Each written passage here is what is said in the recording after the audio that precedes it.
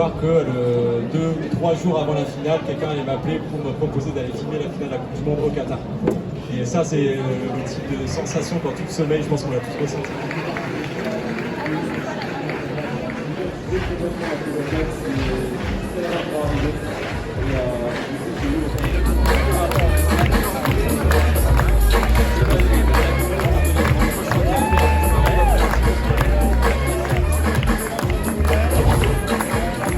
On applaudit les cartouristes, s'il vous plaît. Allez, les breakdancers à deux maintenant.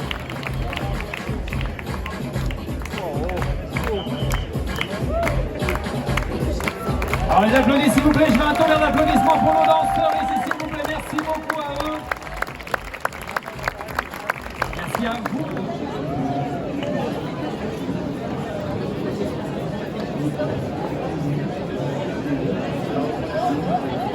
Et aussi la lumière sur le visage.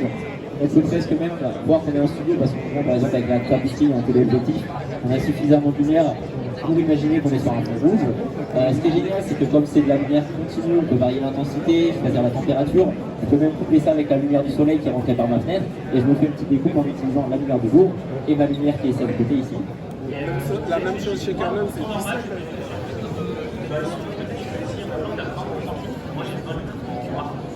Ça, c'est, alors je sais pas quelle taille c'est, il y a 30 et 20 litres. Ça, c'est le 30 litres. Moi, j'ai le 20 litres au quotidien. Et le 20 litres au quotidien suffit pour moi. Alors, dans le 20 litres, moi, c'est ce que je t'ai dit. Je mets donc mon Big Boy qui est là. Je mets... où est-ce qu'il est? Je mets mon A7 III avec... généralement, c'est un 85 mm qui est monté. C'est le 85 mm marque 2.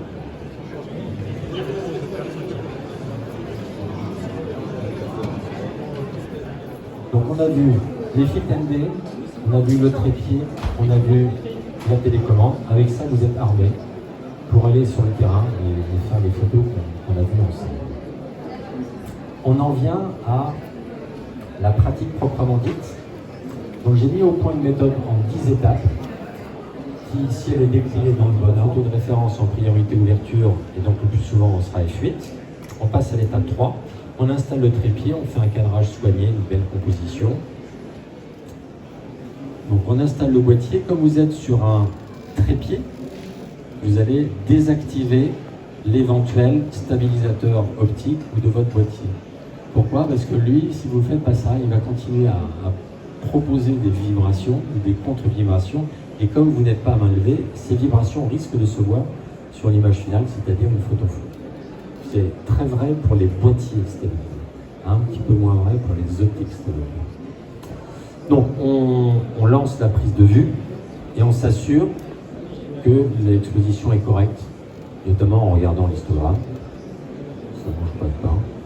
Et surtout, c'est à ce moment-là qu'on va noter la fameuse vitesse d'obturation. Vous savez, la ligne où il y a des zéros filtres là, le 125e de seconde, qui va nous permettre de répercuter cette information pour calculer le temps de pause dans quelques instants. Il y a une étape 5 auparavant qui est vraiment essentielle. La photo de référence, en général, vous l'avez fait en mode autofocus. Vous avez fait la mise au point sur le phare, sur le bateau, ce que vous voulez. Et si vous oubliez, si vous restez en mode autofocus, une fois que vous avez mis votre filtre noir, qu'est-ce qu'il va faire l'autofocus? Il va chercher à faire la mise au point. Et il y a de bonnes chances qu'il ne puisse pas la trouver. En tous les cas, sur les appareils réflexes. Maintenant, sur les appareils hybrides, notamment chez Olympus, il a une certaine capacité à lire à travers les aspects sombres. Et il va vous proposer une durée qui, le plus souvent, sur des petits filtres, sera correcte. En revanche, sur un filtre de 16 stop, là, c'est vraiment très noir. Là, vraiment, je demande à voir. Donc, je recommande en étape 5 de verrouiller la mise au point en vous mettant sur MF, Manuel Focus. Croyez-moi, les 10 étapes, j'ai fait au moins une erreur avant. C'est pour ça qu'on apprend de ces erreurs.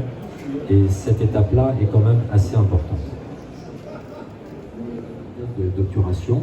Et puis, comme je vous l'expliquais, essayons de définir une intention, soit texturée ou curée. Si on a plusieurs filtres, on va choisir le bon.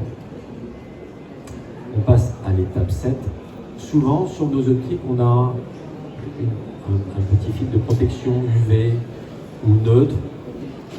On pourrait le laisser, mais je recommande de l'enlever. Ça fait une couche de verre en moins, ça sera plus pur pour votre prise de vue. Et on va installer le fameux filtre MB. Et comme le monsieur l'a souligné dans sa question, et moi dans ma réponse, on peut superposer deux filtres. Et on mettra le plus intense le plus près du capteur. Étape numéro 8. Si vous avez un appareil réflexe, la lumière peut rentrer par l'œil tour arrière. Si vous faites une prise de vue de quelques secondes, pas d'incidence. Mais si vous faites une prise de vue longue de quelques minutes et que le soleil est dans le dos, je vous garantis que ça rentre, ça rentre, ça rentre, ça rentre. Et sur l'image finale, plein de petites bulles. Et même dans Photoshop, des fois, c'est un peu compliqué les lumières. Donc, faites l'effort pour les appareils réflexes de bloquer l'œilleton arrière. Alors, moi, je mets ma casquette, hein, ça bloque, c'est impeccable. Évidemment, pour les appareils hybrides, le problème ne se pose pas parce qu'il n'y a pas de miroir, donc ça rentre. Étape 9, on en vient à la fameuse prise de vue en pause longue. Donc, soit vous êtes en mode manuel s'il y a moins de 30 secondes, comme je l'ai expliqué, soit vous êtes en mode bulb avec votre télécommande. Vous mettez la même ouverture, parce qu'en mode bulb, il faut quand même choisir une ouverture. C'est même d'ailleurs le seul paramètre à régler. Donc vous mettez la même ouverture qu'à la photo de référence, et évidemment la même sensibilité, qui en général ils sont ISO. Et là, vous déclenchez avec votre télécommande. À la fin de la prise de vue en pause longue, vous regardez au dos de votre écran et vous dites « Waouh, on s'est Michelin, nickel, les lieux, etc. » Et là, vous êtes content. Vous rentrez chez vous. Et le soir, vous ouvrez en grand l'image. Mon trépied qui était dans le sable de 1 ou 2 mm, il s'est enfoncé. Globalement, au dos de l'écran, c'est propre. Sauf que le Mont Saint-Michel, il est flou dans mon exemple. Too bad. Donc je recommande une étape très courte qui consiste à zoomer dans l'image arrière et de regarder les parties fixes de l'image. Si elles sont propres, techniquement réussies. Si en revanche c'est un peu flou, et croyez-moi c'est mérité parce que des fois on touche un tout petit peu le trépied ou la bague de mise au point sans rendre compte. Donc on a une photo qui est légèrement floue mais pas parfaite, ben, c'est le moment de recommencer. Parce que le lendemain vous êtes plus au Mont-Saint-Michel, c'est-à-dire. Donc voilà le déroulement. Donc là c'est.